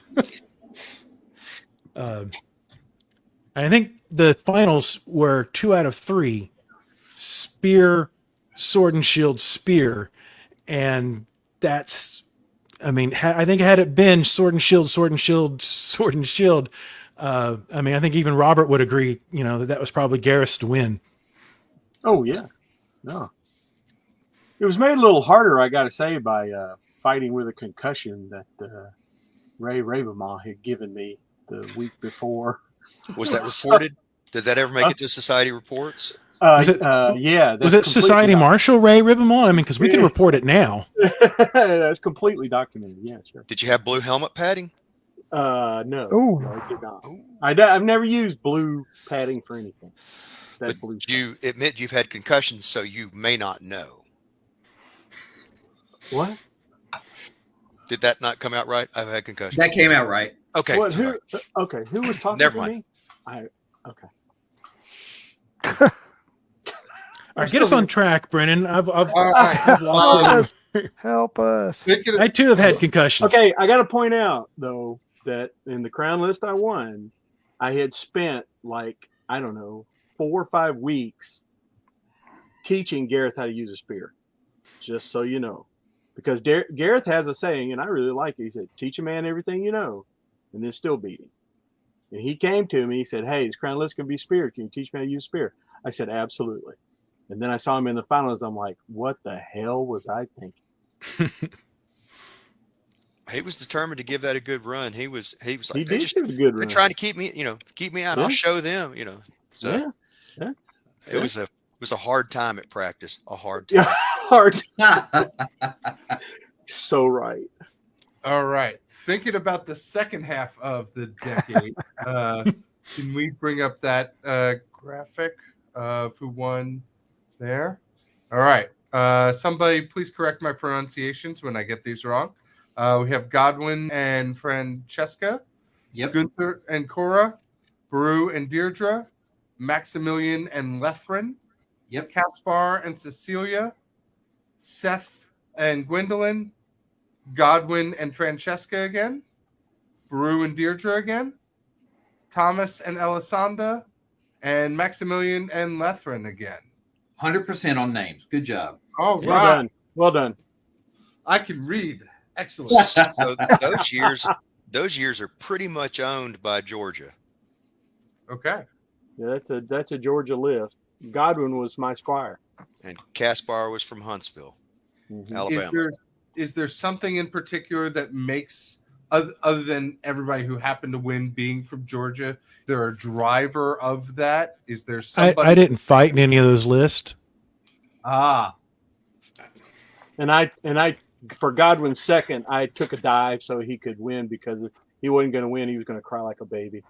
that was very kind of you, Ox. Oh, Too bad he's not you blew my false humility thing. Dang it. So other than the absence of the great Aeladon and Ox dive, is there something that drives that Georgia centricity? Can you pull up the list again? I would say it's South Downs Fighter Practice. That's Atlanta, Yeah. Georgia. Okay. And all of us were going to that because Godwin lived nearby. Gunter, I, Max, and Thomas all live in the Atlanta area. Right. So that's all of us fighting each other at practice when we're not traveling. That's definitely, you got a lot of that for sure going on there. And you've got a group of people who are coming up and really kind of step into their own. Godwin for sure, just sort of starting to feel himself and becoming the good fighter that he turned out to be. Max, such a great fighter. He's such an interesting and different fighter, but just an amazing fighter. You can go ahead and pull the graphic. But this is also where Thomas is kind of coming out of the pack of being very average. I mean, I remember Thomas not being particularly good or memorable, and then suddenly he was starting to put it together. And I think your practices are probably what was doing that.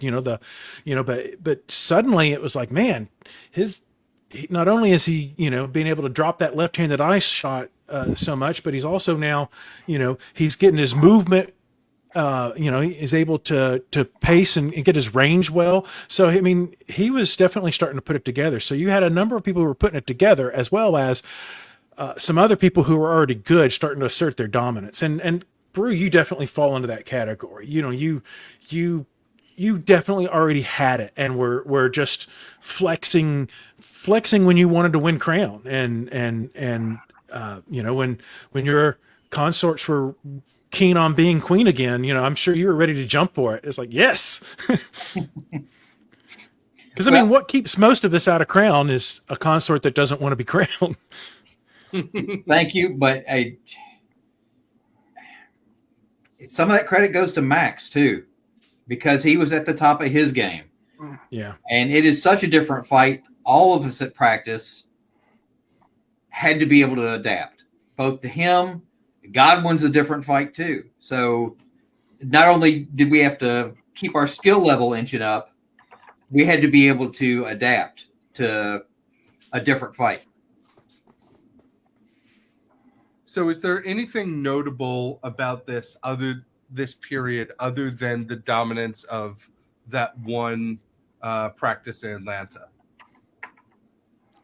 Well, Caspar is one of the abnormalities in that group because he's not from the South Downs practice. He was more from the Decatur practices in northern Alabama. But Duke Caspar, because he wins his second crown not long after this group. But I always remember people were like, well, he's a one-trick pony. And I'm like, man, that's a great trick. This pony has an amazing trick. It's such a good trick. He's tall. And he's large, and he fought with really long swords to try to compensate for the fact that if he fought with shorter, heavier swords, people didn't want to fight him because he's just big and strong.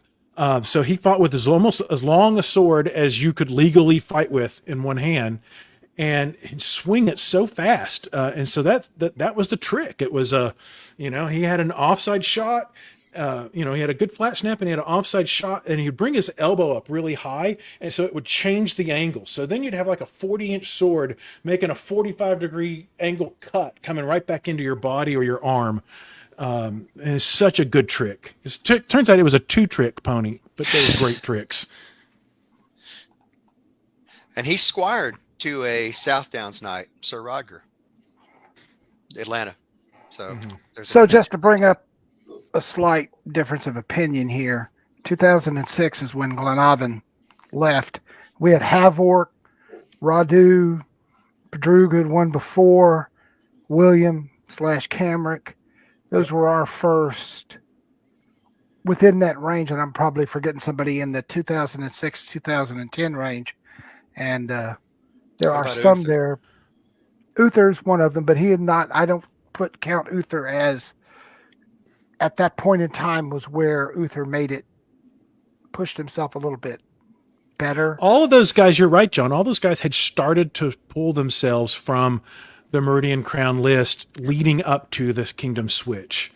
I will say, looking at that list, I cannot guarantee that any of the ones who went with Glenavon and were fighting that Crown list would have made much difference in the list that was put out there, because that 6 to 2010 for Meridies is again a pretty damn good decade of fighters. That's a sweet spot, I think, in when everything was coming coming into their own, the ascendants of Max, and just really, really good fighting. So I can't, I could say, well, yeah, Glen Aubin did this, and we had our own good fighters that I think would be competitive. But Glen Aubin at that 2006, 2010 was fairly impressive, in my opinion. Well, you've got one fighter there who's moved from Glen Aubin over to Central Meridies to Murfreesboro, and that's Seth. Wasn't he on that list? Yeah. Yeah. He's also probably one of the outliers from not being from the South Downs thing. Yeah. He was at our practices in Rising Stone. But I think John makes a good point. It does pull it pulls the Glen Aubin fighters out, so they're not really there to compete for it anymore. I beg to differ on a couple of those guys, though, because Radu could beat anyone, anytime, any place. And Havort never fought in a Meridian list. He was very much Glen Aubin once he got back into that, once he moved into that area. But I think Havort can win any place, any time as well. He's won in 3 different kingdoms. He's, Antir, Atlantia, and Glen Aubin. So, I agree. He was very dominant in our kingdom for a while. I think Radu still was teaching himself how to fight even after he'd won his first crown. But man, when he put it all together, his combination of skill and then freakish body size. And for those of you who don't know what we mean by freakish body size, 6'11"? I thought he was like 8 foot 3 inches. Yeah, 8'3" and 425 pounds. Yeah, just big, tall, reach forever. Big old huge, Russian assassin looking dude. So, and when he put it together, and I think his rapier fighting actually helped him. I'm sure whenever we get around to doing the Glen Aubin stuff, I'd love to talk a lot about, Radu. But I think putting rapier techniques into his heavy fighting just took him up another notch. And I almost feel like I always regret that he didn't just pursue heavy prowess constantly from when he first started taking off till now, because I think he'd be one of the best fighters in the SCA. Well, 8'2" or left-handed are 2 of the automatic pluses you get in the SCA from just your first, step upon the field. Baru excluded. Baru's big enough. Oh, that's right. He is. It's got them both. How the hell with it? Baru included in that.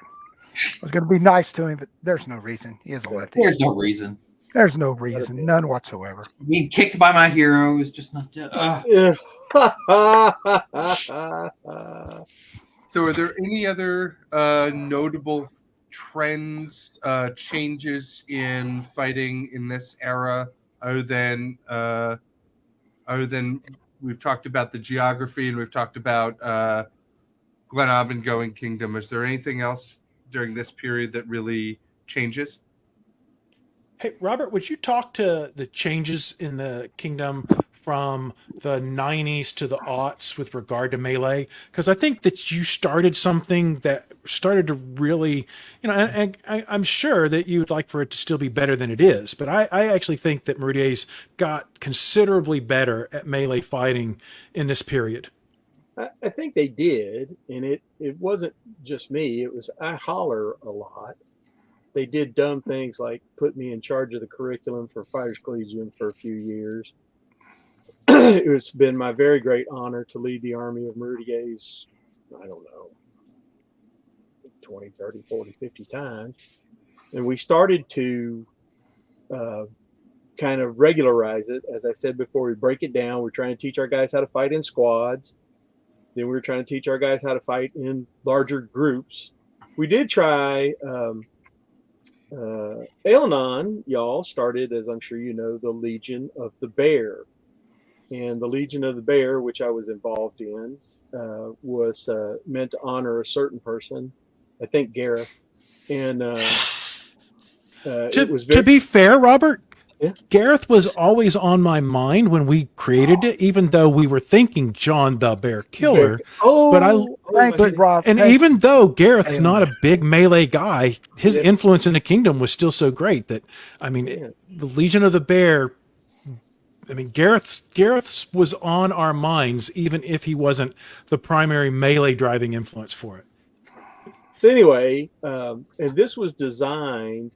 This was an award designed specifically for unbelted soldiers, for soldierly acumen, for leadership, for the potential for leadership, and to create, if you will, uh, section sergeants for the whole of the army.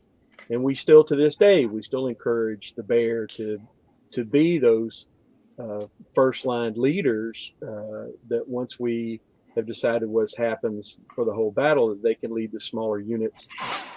And that turned out to be a success, believe it or not. I mean, not every bear's a Sergeant York, but a lot of them are very good frontline leaders. Then we began to put those things into practice by trying to move as a body. And then we had a couple of other things. We had Darkwood already, which was pretty good about teaching melee and all this stuff. And then up in the north where we were, between Aelnon's group and our group, Glenree and Decatur and the Huntsville guys on Dunhania, we produced the Northern Warband. And by the way, one of the big trends was from the Middle Ages to the late Middle Ages to the Dark Ages, to 500, to 600, to 1000. Lots of guys and gals wearing much better and much more researched kit, but a lot of it, and I think because of the center grip business, a lot of them were, Vikings, a lot of them were other personas. So there was starting to be this cohesiveness drawn up by the period shift. And then there was the training, and then there was the Northern Warband of Meridies. And it started out relatively small. Me and Aelnon and Connell and our guys, Drac, and whoever, Seth, and whoever, wanted to go with us. And it got bigger and bigger. And oh, by the way, it had so much firepower. You could tell that it was a success because we as Meridies, sometimes we had a say in what was going on, but it's not our war. Gulf War wasn't never our war. So we were always assigned a duty in the battles by whatever kingdom we were allied with. And it is notable that time after time, we were given the toughest assignments. And most of the time, we accomplished them to a T. And that began to spread throughout the Army. The Army began to think better of itself.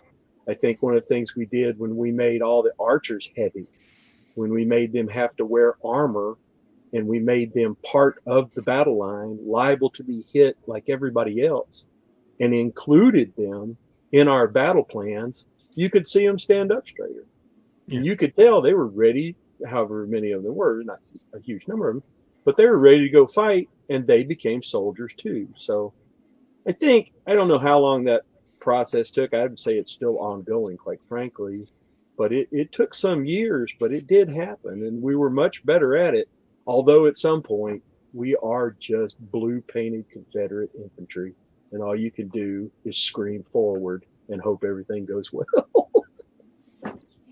In my view. Thank you, though. I appreciate that because I do remember, and I actually think I argued with Sir Rocker's tactics quite a bit, but man, that guy could cheerlead and he could inspire, and he could get people to show up, and I will always love him for what he brought to the Army during this period. And Sir Rocker is one of the knights from the South Downs area, and I always appreciate his generalship during this period. Well, it helps when you get a literate Wookiee to stand up and start yelling. But let's go into that just a little bit. So we get our butts kicked at border raids. Does anybody know what year that was? 2000, 2001? We just destroyed. We go up there and we're destroyed. I forget when it was. And I think it was one of the Richard reigns. And Richard, people were like, we need to get better at this. Like all of the fighters decided we need to get better at this. And that was weird for us. We don't really fight wars. So in that year between, that terrible defeat and the next border raids, Rodger's been the cheerleader. He's the general. You got pockets of, I mean, like the weekend after or 2 weekends after border raids, there's just a spontaneous, hey, let's have a war practice in Chattanooga. 2000. Thank you, Ulrich. You're the box. We formed up in a box and died horribly, like we were. Thank you, Your Grace Trelawn, for the box. Oh, it's terrible. So, spontaneous war practices. Well, so Rodger shows up at the next border raids, and we're like, he's cheerleaded us. He's ready to go, and he starts whipping out. I understand from the commanders meeting, he starts whipping out miniature figures, and they're like, "Oh God, this is too complex. This will never freaking work." And he's going to have one block of troops move up. The enemy's going to fight them, and eventually they're going to turn their flank, and we're going to run into them. And I'm part of that second unit that's going to go. And my squire, Sir Jan, now we squire knights here in the kingdom, but he's now not a knight. Sir Jan is the guy leading our section, and I'm like, they're not going to turn. They're not going to turn. And he's like, wait for it. They're not going to turn. Finally, just like Rodger said they would, they freaking turn. And we destroy the middle. We destroyed them all day long. We beat them back at one point into their final hut, which we were told by the marshals was in fact the resurrection point. We had to stay out of it. And we showed up with at least 30 more than they had, John. So I hated to throw that in there, but I was going to anyways. We did have more guys. I think it was tactical genius, and we had 30 more guys than they did. Well, it wasn't that complex. It was Alexander the Great or one of several Roman generals. It was an attack in echelon, but his genius was in getting guys to stand around in blocks or units, and then understand: you go first, you go second, you go third, and having them actually do that.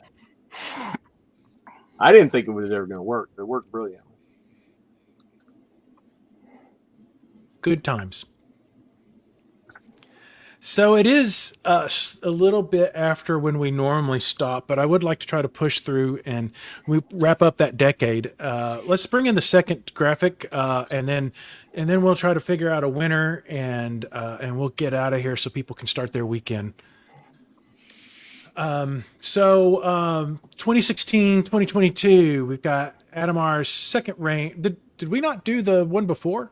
We're one ahead. Nope. Man, we're okay. So we actually should do the who won the 2000s, and then we'll do a lightning round for the next. Oh my goodness, so let's back up. Let's do is that the right one? 2011, 2015. No, one before that. There we go. There we go. Okay, so that finishes our. Let's pick a winner for this decade for the aughts, and then we will just blister through the next bit. Apologies to any of the areas that we're waiting to get a name drop or whatever. But who won the decade? Brendan, who do you think? All right. Let's see. I am going to, from your perspective in the East. Yeah, with my infinite knowledge here, I'm gonna say because I only personally know other than you like one of these people, so I'm gonna say Thomas won the decade because I've actually met him. Like that's why I say it. Perfect. I talked to him and I'm friends with Elisandra, so Thomas won. Let's move up the list the way I see you guys on my thing. Connell. I think Max wins that decade. Any reason? I think he's starting to influence as well as win, and like all influence, it's not all positive, but I think I'm not kicking Max a little. Max is my friend, but I think he's driving some things, and he sort of, in my mind, typifies a higher level South Downs fighter. Brew, you don't. Sorry, you're still from North Alabama. Yes, I am. Brew, who wins the decade? I agree. I think it's Max, not only for his level of success, but he's a more normal sized person than some of the rest of us, and he showed the everyman that you know practice and technique can build a skill level that competes with immense size or the trick of a left hand. Or I think he inspired a lot of people too. All right, Robert, who wins this decade? Well, I say this: Max is a friend. Screw Max. It was Baru. I mean, I mean, Max. Max a hella fighting machine. There's just no two ways about it. But I think, I mean, Max had some of this, but it was always tainted somehow with whatever was going on in his head. But Baru's just like, let's see, I want to be king today. Yeah, I think so. I'm king, thank you. And I mean, when you could just, turn that lever on, that's otherworldly. There you go, Baru. Thank you. I'm glad it looked like that. Thank you. I know. All right, John, who wins this decade? Sigh. Glenn Aubin. Glenn No, Aubin wins. no, not at all. Hail the Ram, people. Go Rams. So as a outside avid follower of Meridies as I was then, because I still had a lot of ties there and still watched what was happening and watch what happened with the who was on the throne and how the tournaments went. There's two people for two different reasons. Max is probably for fighting prowess, for what he had done, how he had gotten past some things and teaching himself to actually strike with power and authority to where there was never a question on the field. Max is immensely influential. Just as a fighter, I think he's by the time he reached the end of the decade, he was extremely impressive. As the person who on the other side was equally as skilled, but had other things to bring at this point in his fighting career, I would say Baru. Just because of the difference between Baru and other left-handed fighters. But I give it a tie. Elanon is still working that. Garrett's still working that, and other fighters. But at this point, especially near the end of that particular decade, I would say Max, unphilosophically, and Baru, because I appreciated greatly what he did and the way he did it upon the field. All right. Elanon, any thoughts? So, the weird thing I'll throw in is that,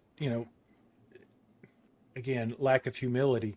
I think the Rising Stone fighter practice really drove a lot of fighting. It may not have shown up in the crown list that you're seeing there, but what Seth and I was going up to the mid realm and bringing back from Branos and Rumvolder, and then we pretty much turned that fighter practice into a dojo. It may have been a group practice, but we ran it very much with a specific set of skills that we were going to try to teach, and methodologies and styles, I think we were very fortunate in being able to bring a level of fighting up in that whole area because of it. We had a lot of guys, I think, who were average fighters become very good fighters who got knighted during this period. And, I don't know that I would have called us Cobra Kai, but still, it is funny. Bryce.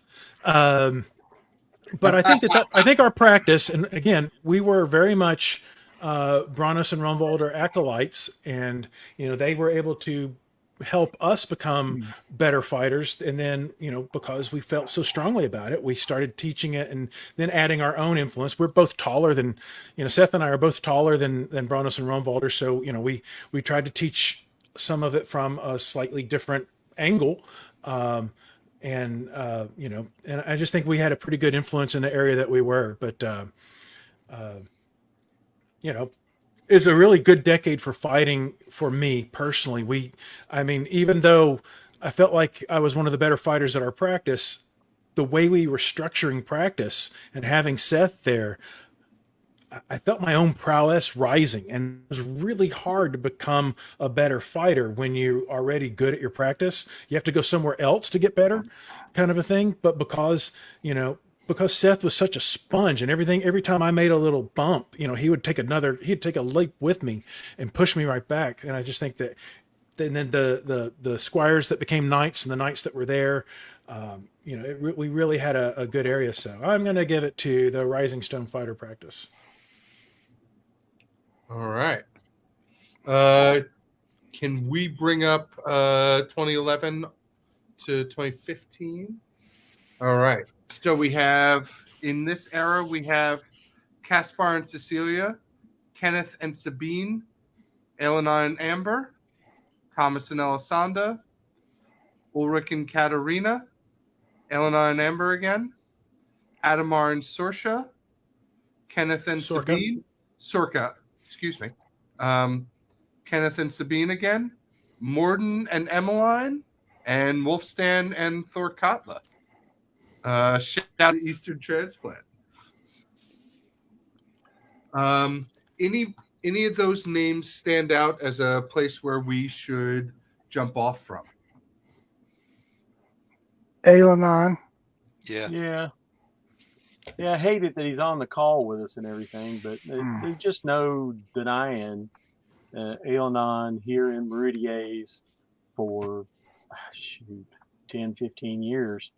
I mean, he just got better and better and better until he was in that top 1%. Yep. Where, if you had to reel off, the top fighters, Aelonon was right there. If he wasn't the top, he was 2 or 3. I mean, and that was with John in Kingdom and Gareth still fighting well and all this other stuff. Farouk. I agree, and I think what's not reflected by that list is going back to what Ailenon said at the end of the last segment of time, is that Seth is several levels, D&D term, higher fighter at this point, but because of his job situation, maybe he's not fighting in Crown as much. But no, I think you're right. It's an Ailenon thing. You've gone up to a rise, and now you just, heading on out. Yeah. Stepped outside the kingdom in terms of skill to where it was no longer a regional fighter, but something else entirely. Mm-hmm. Are there any folks other than Seth that are not on this list that are making big inroads, contributions, waves, etc., in the fighting culture at this time?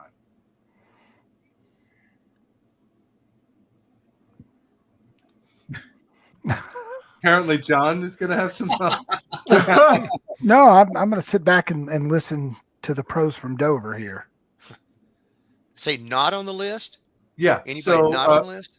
Okay. Anybody not on that list? Outstanding fighters who are making a contribution who aren't possibly at this time fighting or winning Crown. Well, we always want to make sure we're not missing out on influential fighters, because sometimes you get people who just don't fight in Crown, but they're still great. Sure. I hate to ask for it. Can we see the list again? I need a cheat sheet. Well, Alanon, do you have anybody that comes to mind? You were, hitting your stride at that time, so you would know who you had to look out for in a tournament.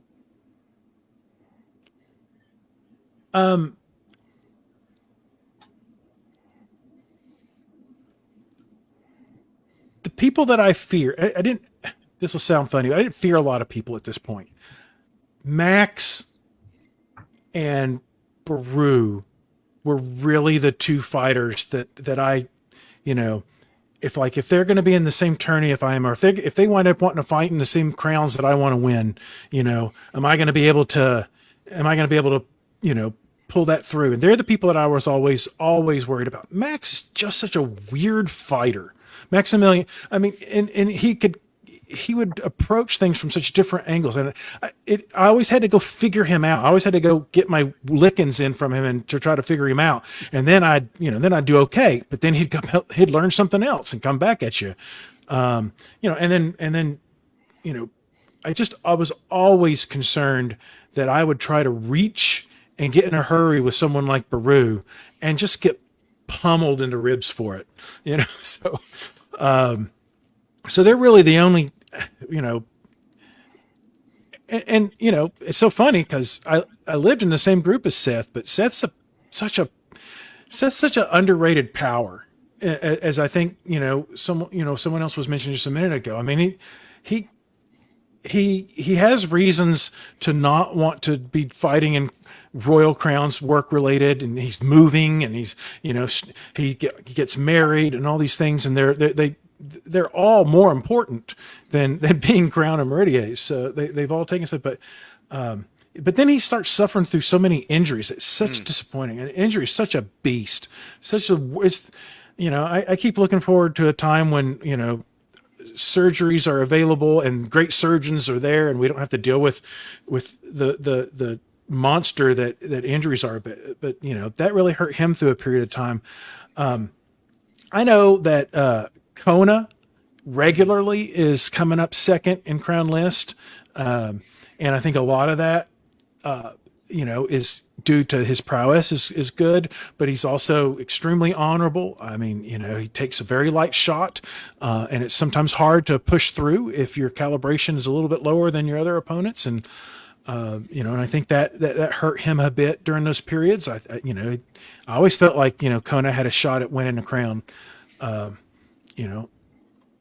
So I guess that's really who I think about during this period. I mean, and again, this is another period where Thomas has really stepped into his own.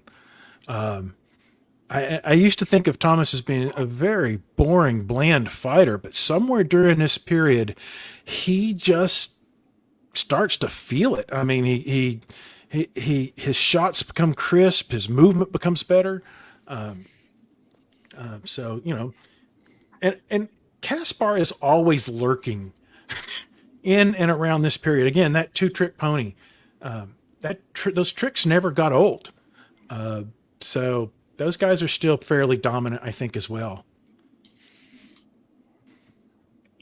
All right. Any thoughts on changes to melee, fighting culture, things that change the game that aren't just individuals during this period?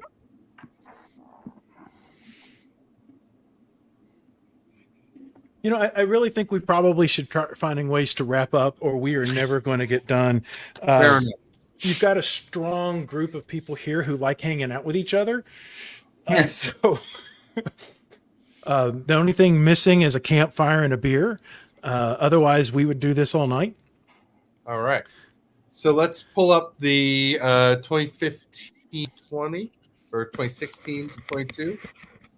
We have Adamar and Elena, Bartholomew and Oda, Bryce and Rhiannon, Timothy and Ismay, Thorsten and Dala, Adamar and Gwynethar, Sebastianos and Morgan, Baru and Fiona, Timothy and Ismay again, Wolfstan and Thorkatla, Lachlan and Paraskova, and Monver and Ariane. Who are the current crown. Great. All right. So last call for items that we should touch. Folks that we haven't talked about that really merit discussion. Any last? Duke Timothy became a real force on the field. I think you're right. Why don't we jump into just who wins this decade, and then that'll give us an opportunity to talk about a couple of these folks, and it will allow us to get out of here having touched all the decades in this period. All right. All right, since I mentioned him, I'll say Timothy won the decade. He ended up being crowned for more than a year during the pandemic, and he and Ismay both just inspiring leaders. And he's scary good fighter. I'm freakishly tall. Yes, 8.5 feet tall. That helps. Go fucking figure. All right. Connell, who wins this decade? Adamar wins. I tend to break it up into. I see Timothy as winning the latter half, but I think Adamar and by extension Sebastianos have put their biggest stamp for right or wrong on the kingdom in this time period. All right. John? Oh, crap. So my experience is on a different side of the SCA, but from what I've seen fighting wise, for me, every now and then I show up at a crown list and they let me marshal or, and then I get myself in trouble. I think Timothy, Ailenon, and Adamar. It's difficult to pick, though, it all depends on what you mean by pure fighting. Or are you including other areas of the SCA, which I think make a much larger impact? But fighting wise, those three, I think Ailenon and Timothy per se, and Adamar just because he is a talent. So that's it for me. And I can't really go into this because my firsthand knowledge is secondhand at best. Fair enough. Robert? Timothy. Easy peasy lemon squeezy. I like it. Yeah. And Ailenon, who wins?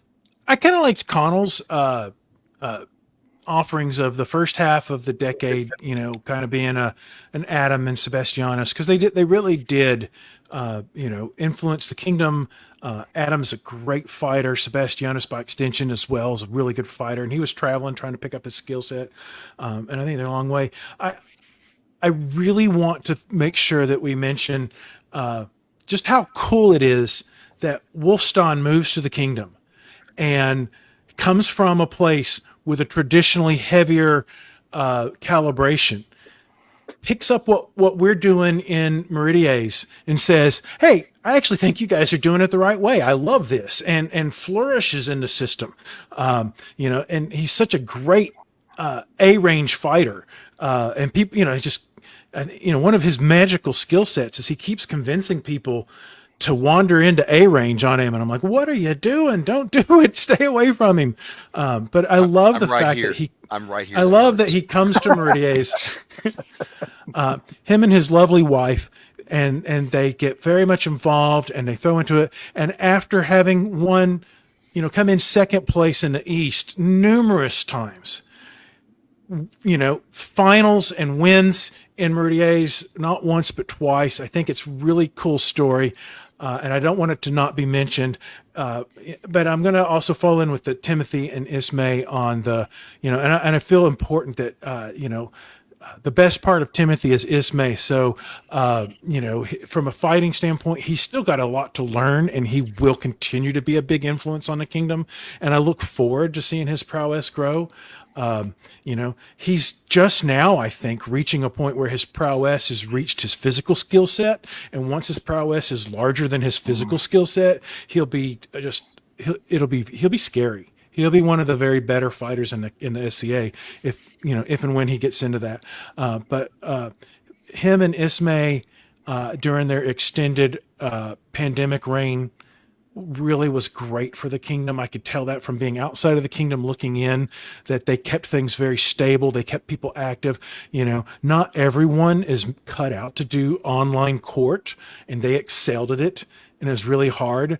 And then Baru and Fiona came in behind that and did a stand-up job. But, the youth and energy that Timothy and Ismay had, and their big hearts, and his prowess, I think, so the second part of all of what we've talked about, I would give to Timothy and Ismay. All right.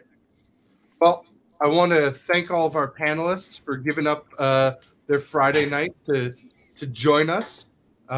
It was certainly enjoyable for me, knowing nothing and getting to continue my education in the Kingdom of Meridies. So thank you, gentlemen, for that.